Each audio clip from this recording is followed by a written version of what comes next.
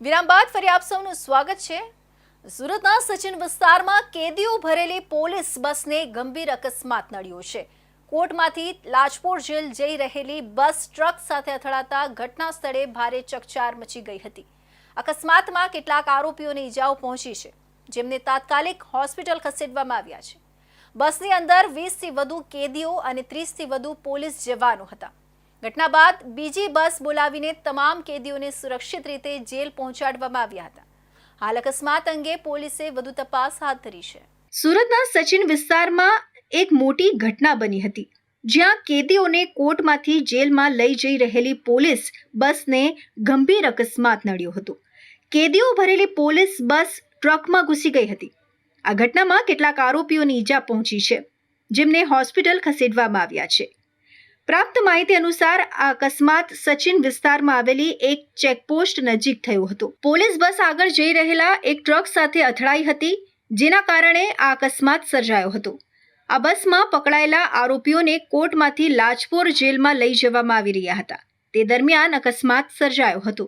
લાજપોર જેલમાંથી મળતી માહિતી પ્રમાણે આરોપીઓને લઈને પોલીસ બસમાં સુરત પહોંચ્યા હતા।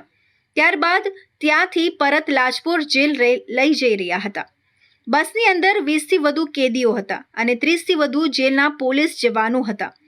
ઓવરટેક કરવા જતા સમયે આ બસની ટક્કર આગળ જતા ટ્રક સાથે થઈ ગઈ હતી।